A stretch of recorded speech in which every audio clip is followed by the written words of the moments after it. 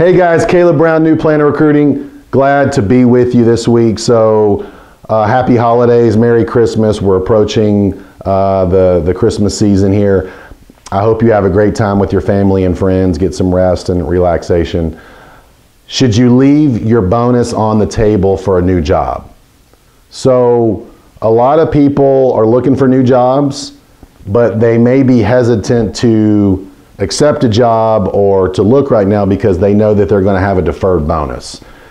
Companies now more than ever are making sure for retention purposes that you're still employed to get the bonus. So if you've earned the bonus in 2022, you may not get it if you're not employed on March 31st, the end of the first quarter, or the end of the second quarter, June 30th. We've seen more firms do this now to try to keep you there.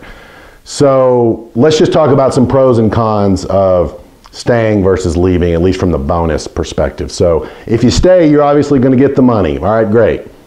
If you stay and then you decide to leave after you get the bonus, let's just call it April 1st or July 1st, something like that. That's usually a less busy time than at the very beginning of the year for a financial planning firm. If you start, especially starting this summer, clients are gone, they don't want to meet, it's a little bit more relaxed and slower pace, at least at most firms. So some people like that. They don't want to jump in beginning of the year, right in tax season, and it's kind of controlled chaos.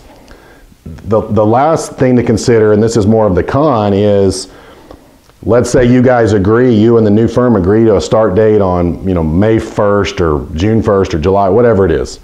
Well, they could come across a better candidate and someone that can start immediately and they could rescind your offer. And we're seeing that happen with firms. Used to be it only was the candidates that did that, the job seekers, but now the firms. So those are some pros and cons of staying. If you leave, you're obviously you leave before the bonus is paid, you're obviously going to lose the funds. And depending on the amount of in your own financial situation, it could be pretty substantial.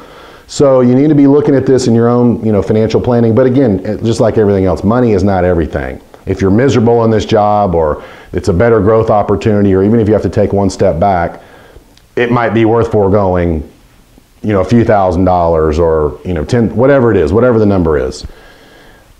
One of the other benefits too is a lot of times you can start, a lot of people like to start at the beginning of the year where it's fresh goals, starting a new fresh year, you've got 4 quarters to achieve your goals, you're coming in a busier time, you may like that.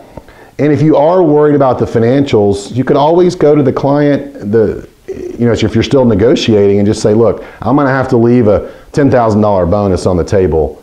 Can you guys add that into my offer letter? Can I negotiate a signing bonus or something? So look, everybody's answer to this depends. Try to give you a couple things to think about. You're gonna make the right decision because you've watched this video.